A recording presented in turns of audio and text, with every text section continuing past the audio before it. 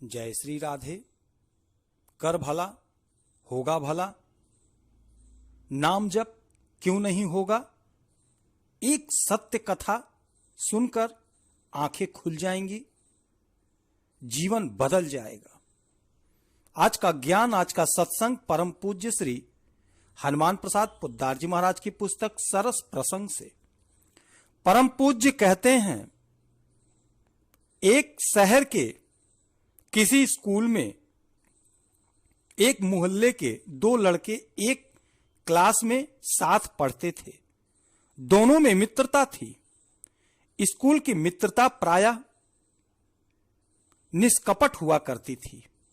School से निकलकर भिन्न भिन्न मार्गों पर अवलंबन करने तथा स्थिति में छोटे बड़े होने पर मित्रता रहना न रहना दूसरी बात है।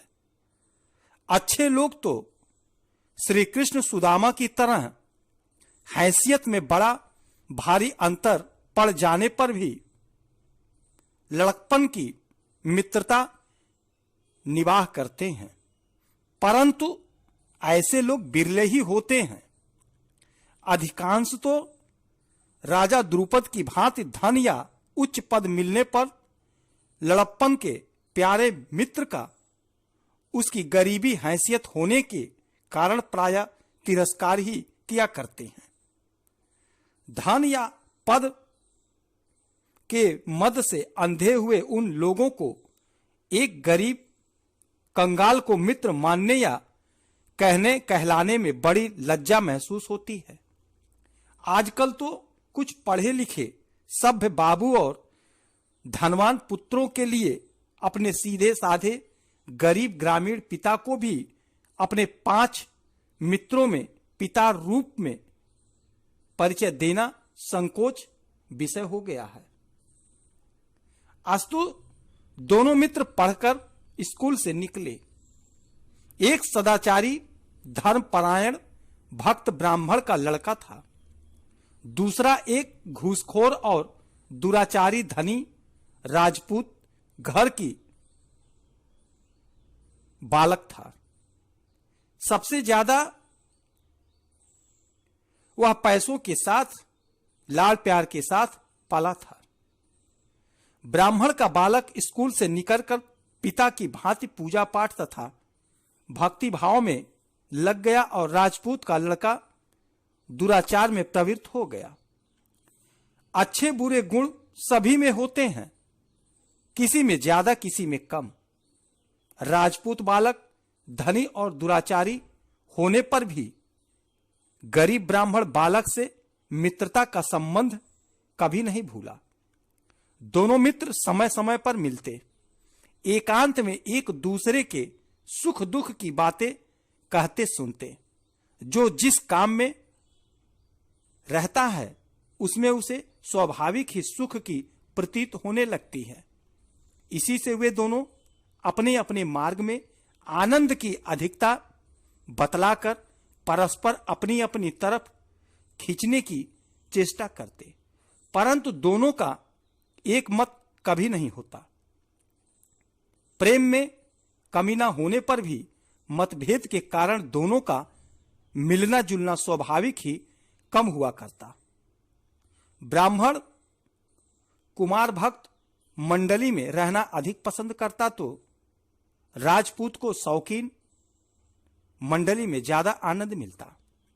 ब्राह्मण बेचारा भीख मांगकर बड़े कष्ट से घर का काम चलाता, उधर राजपूत के यहां रोज गुलछर्रे उड़ते। कई बार वह राजपूत अपने मित्र ब्राह्मण से कहता भी कि तू हमारी मंडली में क्यों नहीं आ जाता। कई बार वह धन भी देना चाहता, पर संतोषी ब्राह्मण धन को अंतःकरण अपवित्र हो जाने के भय से कभी नहीं लेता। तब वह कहता, भाई तेरे भाग्य में ही दुख लिखा है, तब मैं क्या करूं। ब्राह्मण को अपनी निर्धनता पर असंतोष नहीं था, वह अपनी स्थिति में संतुष्ट था, परंतु इधर उस राजपूत को पिता की ओर से काफी धन मिलने पर भी रात दिन हाय हाय ही लगी रहती थी, क्योंकि हर तरह से बाबूगिरी में उड़ाने के लिए तथा खुशामदी गुंडों की जेब भरने के लिए उसको धन की सदा जरूरत बनी रहती थी। निर्जला एकादशी का दिन था। निर्जला एकादशी का दिन था। ब्राह्मण ने एकादशी का निर्जल उपवास किया। रात को जागरण के लिए वह मंदिर में गया। रात भर जागकर उसने हरि नाम कीर्तन किया। प्रातःकाल मंदिर से निकलकर वह नंगे पांव घर लौट रहा था। रास्ते में एक कांच का टुकड़ा पड़ा था। अचानक पैर में गड़ गया। खून की धारा बह निकली। गर्मी का मौसम, 36 घंटे का भूखा प्यासा, रात भर की नींद, तिस पर वह वेदना। ब्राह्मण घबरा सा गया। नगर में एक नई वेश्या हाल में ही आई थी। रात को उसका गाना था। शौकीन बाबुओं का जमघंट वहीं पर था। बिजली के पंखे चल रहे थे। शराब कबाब की कोई कमी नहीं थी। जागे जितनी देर सुरीले स्वरों का आनंद लूटा और जब मन में आया तब सो गए। तो नींद का सुख बाबुओं ने बड़े सुख से रात बिताई। कहना नहीं होगा कि ब्राह्मण का मित्र भी वहां जरूर पहुंचा था। प्रातःकाल वेश्या के यहां से निकलकर सब अपने अपने घर जाने लगे। सभी नशे में चूर झूम रहे थे। एक की पॉकेट से मनी बैग गिर गया। उसमें 5,000 के नोट थे। उसको नशे में क्या पता था कि मेरा मनी बैग कहीं गिर गया है। राजपूत कुमार पीछे से आ रहा था। उसने भाग्यवश कुछ शराब कम चढ़ाई थी, इससे वह कुछ होश में था। चलते चलते मनी बैग पर उसकी नजर पड़ी। उठाकर देखा तो पूरे 5,000 के 5 नोट। वह आनंद के मारे उछल पड़ा। सोचा पिताजी से इधर कुछ हाथ सिकोड़ लिया था। चलो कई दिनों के लिए मौज शौक का सामान सहज ही मिल गया। बैग जेब में रखकर वह चल पड़ा। जिस रास्ते से वह जा रहा था उसी रास्ते में उस ब्राह्मण के पैरों में कांच लगा था। वह बेचारा खून पोंछकर जल की पट्टी बांध रहा था। मित्र को देखकर उसे कुछ हिम्मत हुई। पूछने लगा। उसने सारी कथा सुनाई।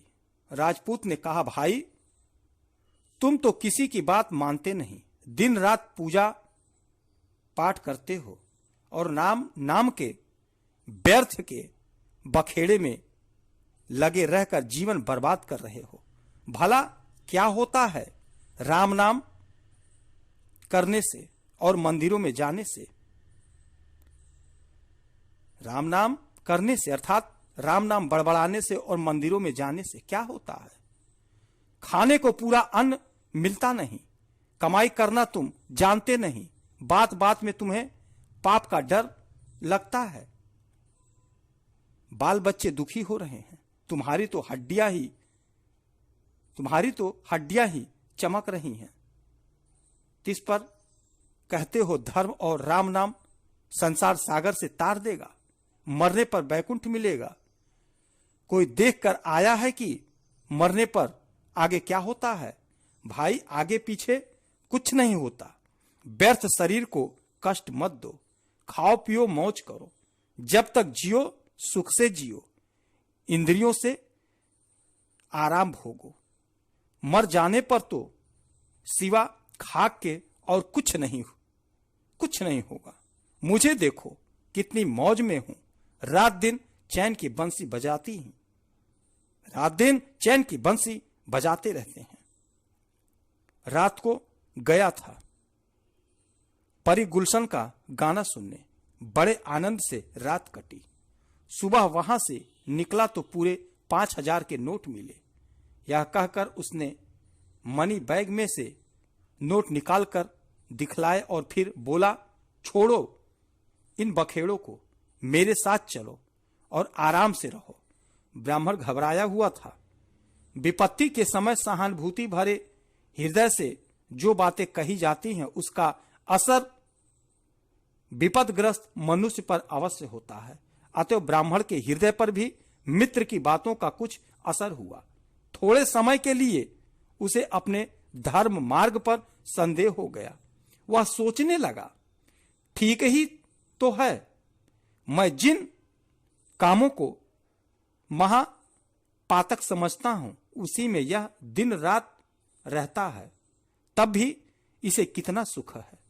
और मैं दिन रात भजन पूजन में रहता हूं। भला कल तो मेरे 24 घंटे केवल भजन में ही बीते थे, जिस पर मुझे तो यह संकट मिला और इसे 5,000 रुपए मिल गए।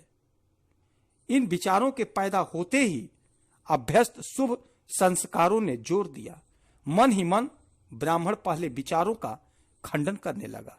उसने सोचा, यह तो सर्वथा पाप है।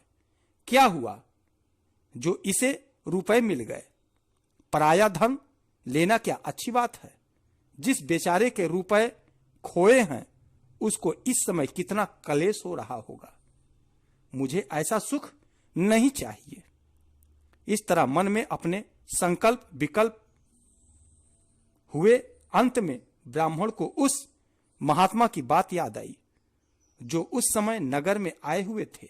बड़े सिद्ध योगी थे। भूत भविष्य वर्तमान तीनों काल की बातें जानते थे।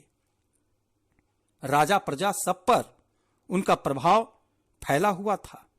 वे कई लोगों को कई प्रकार के चमत्कार दिखला चुके थे।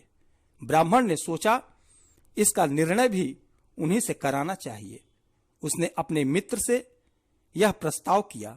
राजपूत ने कहा, भाई, निर्णय तो कुछ करना है, नहीं प्रत्यक्ष ही प्रमाण है, परंतु तुम कहते हो तो चलो उन्हीं के पास। राजा की श्रद्धा होने की वजह से राजकुमारी के इस पुत्र को मन में भी उस महात्मा पर कुछ श्रद्धा थी। दोनों वहां पहुंचे, हाथ जोड़कर प्रणाम किया और अपनी सारी कहानी उन्हें सुना दी। तदंतर योगी ने ध्यान से सब बातें जानकर कहा कि जिसको रुपए मिले हैं वह बड़ा पापी है और जिसके पैर में चोट लगी है वह बड़ा पुण्यात्मा है, क्योंकि प्रारब्ध के अनुसार पहले को आज सम्राट का पद मिलना चाहिए था और दूसरे को सूली होनी चाहिए थी, परंतु पहले के प्रबल पाप ने सम्राट का पद केवल 5,000 रुपए में बदल दिया और ये 5,000 भी इसके अमुक साथी ने जो पहले इसी के घर से चुरा लिए थे हैं। नहीं तो पराया धन ले लेना भारी पाप, इसे और होता, तथापि इसने परधन जानकर भी मन चलाया। इसका पाप तो इसे अवश्य होगा, परंतु दूसरे के प्रबल पुण्य से सूली लटक कर केवल कांच मात्र की चोट में ही फल भुगत गया। इतना कहकर महात्मा ने योग बल से दोनों को उसके पूर्वकृत कर्मों का दृश्य दिखलाया, जिससे उन लोगों को स्पष्ट विदित हो गया कि ब्राह्मण के पूर्वकृत कर्म अच्छे नहीं थे, जिससे वह दरिद्र था तथा आज उसे सूली होनी चाहिए थी। राजपूत के कर्म अच्छे थे, जिससे वह धनी था और आज उसे सम्राट का पद मिलने वाला था। यह दृश्य देखकर ब्राह्मण और राजपूत दोनों मित्रों को बड़ा दुख हुआ। राजपूत को तो अपने वर्तमान कर्मों के लिए बड़ा भारी पश्चाताप था और ब्राह्मण अपने मित्र के दुख से दुखी था। महात्मा कहने लगे, ब्राह्मण, तू अच्छे संग से बड़े ही सन्मार्ग में चल रहा है। पूर्व के कर्म बुरे भी हों, पर यदि मनुष्य इस जन्म में अच्छे कर्मों में लगा रहे तो पूर्व के कर्म उसका कुछ भी बिगाड़ नहीं सकते। कर्म करने की स्फुरण होनी चाहिए। सबसे पहले स्फुरणा प्रायः उस सज्जित की होती है जो अत्यंत नवीन होता है। जैसे एक व्यापारी ने किसी बड़े गोदाम में बहुत सा माल भर रखा है और नित्य नया माल भरता चला जा रहा है। अब यदि उसे उसमें से माल निकालना होता है तो सबसे पहले वही माल निकालता है जो सबसे पीछे रखा गया है, क्योंकि वही पहले से माल से आगे रखा हुआ है। मनुष्य ने पिछले जन्मों में जो कुछ कर्म किए हैं वे सब संचित हैं और अब जो कुछ कर्म कर रहा है वह सब भी सज्जित बन रहे हैं। और स्फुरणा संचित की होती है, इसलिए सबसे पहले वैसी ही स्फुरणा होगी जैसा नया संचित होगा।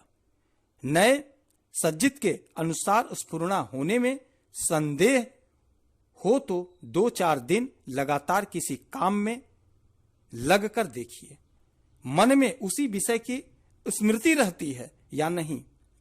रोज नाटक में जाइए, नाटकों की बात स्मरण आएगी। साधुओं के पास जाइए, उसका स्मरण होगा। यह स्मृति ही स्फुरणा है जो नए संचित से होती है और नए संचित का आधार है कर्म। अतएव वर्तमान कर्म अच्छा होगा तो उसका संचित भी अच्छा होगा, संचित अच्छा होगा तो स्फुरणा भी अच्छी होगी। जो पुनः कर्म अच्छा होगा उसके कर्म से पुनः अच्छा संचित और अच्छे संचित से पुनः अच्छी स्फुरणा, फिर उससे पुनः अच्छा कर्म होगा। इस प्रकार लगातार शुभ कर्म बनते रहेंगे जिससे अंतःकरण शुद्ध होकर कभी भगवत कृपा से तत्व ज्ञान की उपलब्धि हो जाएगी तो समस्त संचित जलकर भस्म हो जाएंगे। इसलिए सबको वर्तमान में अच्छा कर्म करना चाहिए। दुष्ट संचितवश मन में बुरी स्फुरणा भी हो तो मनुष्य के उसे सत्संग से विचार से दबाकर अच्छे ही कर्म में लगे रहना चाहिए। मनुष्य अधिक समय तक जिस विषय का स्मरण करता है क्रमशः उसी में उसकी समीचीन बुद्धि होकर राग हो जाता है। जिससे राग होता है उसी की कामना होती है। जैसी कामना होती है वैसी ही चेष्टा होती है, वह चेष्टा ही कर्म है। फिर लगातार जैसे कर्म होते हैं वैसी ही स्मृति होती है। यहां ताता चलता ही जाता है। इस विषय में किसी प्रमाण की आवश्यकता नहीं, यह तो प्रतिदिन का सबका प्रत्यक्ष अनुभव है। हे ब्राह्मण, तेरे पूर्व संचित अच्छे न होने पर भी तू इस जीवन के सत्संग से अच्छे कर्म करने लगा, जिससे तेरे हृदय की पूर्व जन्मार्जित कर्मजन्य बुरी स्फुरणाएं दब गईं। इस राजपूत के पूर्व संचित शुभ होने पर भी इसने कुसंग से बुरे कर्म करने प्रारंभ कर दिए, जिससे लगातार बुरी स्फुरणाएं हुई और उनसे फिर लगातार बुरे कर्म होते गए। अच्छी स्फुरणाओं को प्रकट होने का अवसर ही नहीं मिला। तेरे सत्कर्म बढ़ते रहे और इसके दुष्कर्म फल यह हुआ कि फल दानोमुख प्रारब्ध कर्म के रुकावट पड़ गई। रुकावट ही नहीं पड़ी, तेरी सूली की वेदना कांच की चोट में और इसका सम्राट पद 5,000 रुपए के लाभ में बदल गया।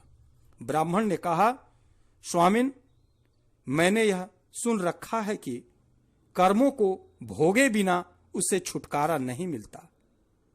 अश्वमेव भोग्यता कृत्य कर्म शुभाशुभम। सज्जित का नाश संभव है, अर्थात संचित का नाश तो संभव है परंतु प्रारब्ध का नाश नहीं होता। वह तो छूटे हुए तीर की भांति भोगना ही पड़ता है। फिर क्या कारण है कि हम लोगों के प्रारब्ध कर्म के फल में इतना परिवर्तन हो गया? संत बोले, तेरा कहना ठीक है, प्रारब्ध का फल भोगे बिना नाश नहीं होता, परंतु पहले यह समझो कि प्रारब्ध क्या वस्तु है। अपने पूर्वकृत कर्मों के फल स्वरूप में ही तो प्रारब्ध बना है, परंतु अब से एक क्षण पहले तुम जो कर्म कर चुके वह क्या पूर्वकृत नहीं है। भाई, कुछ कर्म ऐसे प्रबल होते हैं जो तुरंत संचित बनकर प्रारब्ध के रूप में परिणत हो जाना और अपना फल दे डालते हैं। ऐसा ना होता तो पुत्रेष्टि यज्ञ में पुत्रहीन प्रारब्ध वाले व्यक्ति को पुत्र की प्राप्ति कैसे होती। यज्ञ रूप क्रिया से संचित होकर तुरंत प्रारब्ध बन जाता है और वह पुत्र ना होने के प्रारब्ध को पलट देता है, या यूं कहो कि वह भी एक दूसरा प्रारब्ध ही बन जाता है। जो कर्मों के निमित्त लिखी है उसमें भी तो रहस्य है। प्रायश्चित वास्तव में कर्मों का भोग ही तो है।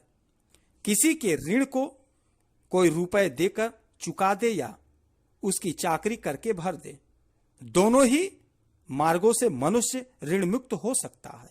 इसी प्रकार नवीन प्रारब्ध का निर्माण या परिवर्तन होता है।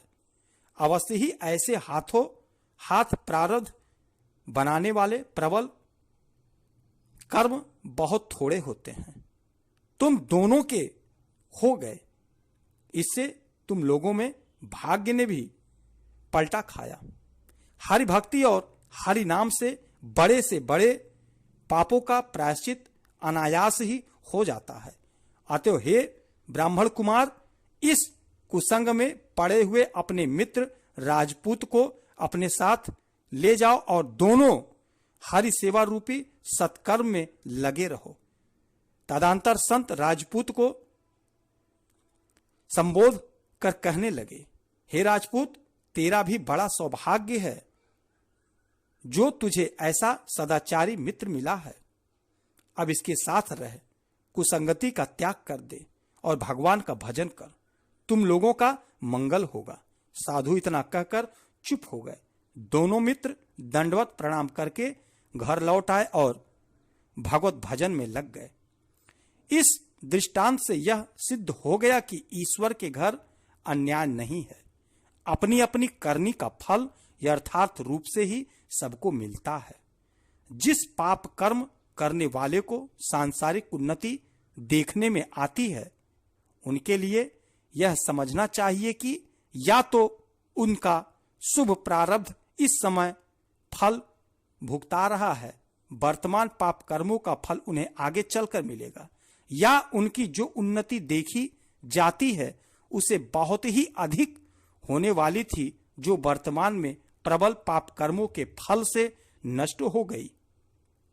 यह कभी नहीं समझना चाहिए कि पाप करने से उन्नति होती है। लाखों करोड़ों रुपए की आमद रफ्त होने पर भी शेष में बचता उतना ही है जितना प्रारब्धवश बचने का होता है। रात दिन का कठिन परिश्रम जन्य बीमारियां और लोभवश किए हुए पापों का संचित और बुरे संचित से होने वाली कुवासना रूपी हृदय की बीमारी या अनावश्यक बढ़ जाती है, जिससे चिरकाल के लिए दुख देने वाली होती है। अतएव पाप कर्मों से सर्वदा बचे रहकर श्री भगवान का भजन स्मरण करना चाहिए। भगवान न्यायकारी होने के साथ ही दयालु भी हैं। यह बात सदा स्मरण रखनी चाहिए। जो उनकी ओर एक कदम आगे बढ़ाते हैं, भगवान उनकी ओर 5 कदम आगे बढ़ाते हैं। वे जीवों को सतत अपनी ओर खींच रहे हैं। उनकी कृपा का प्रवाह निरंतर बह रहा है। जो उसमें डुबकी लगा लेता है वही कृतार्थ हो जाता है।